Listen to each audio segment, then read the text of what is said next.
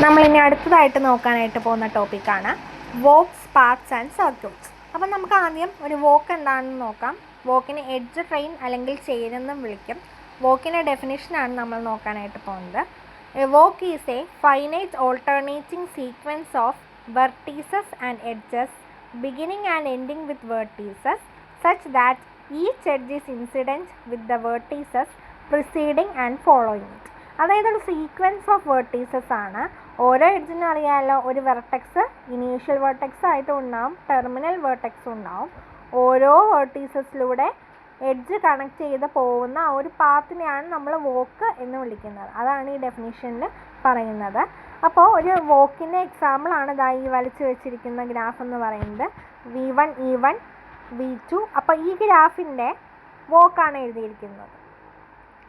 എങ്ങനെയാണ് vertices connect ചെയ്ത് പോയിട്ടുള്ളത്.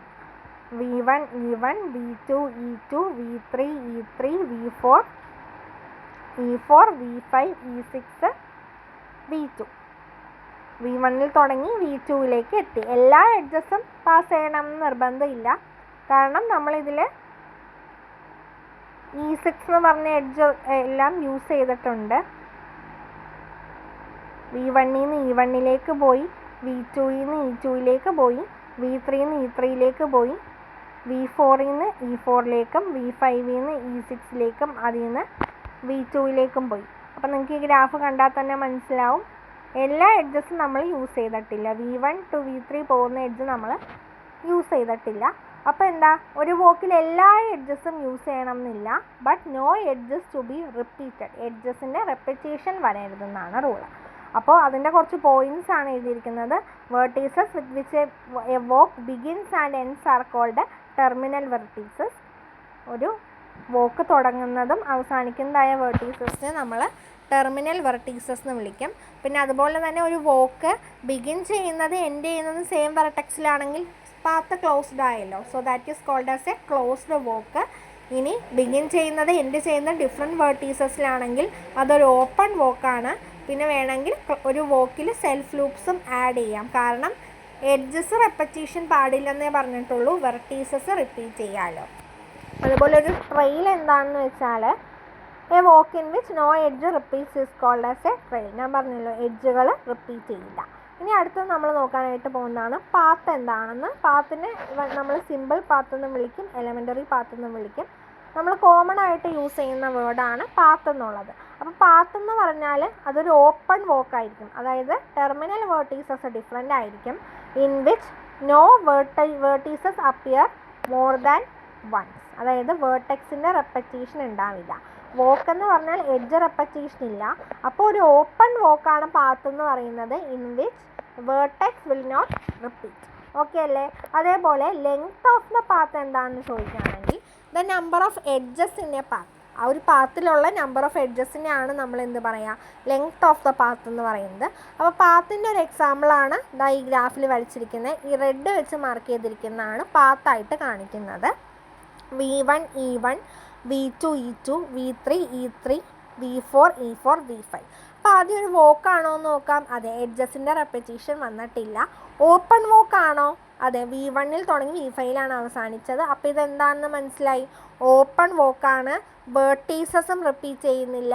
അപ്പോൾ നമുക്ക് എന്ത് പറയാം, ഇറ്റ് ഈസ് എ പാത്ത്. ഇനി പാത്തിൻ്റെ ലെങ്ത് എന്താണെന്ന് ചോദിച്ചിട്ടുണ്ട്. Length of the path is the number of edges.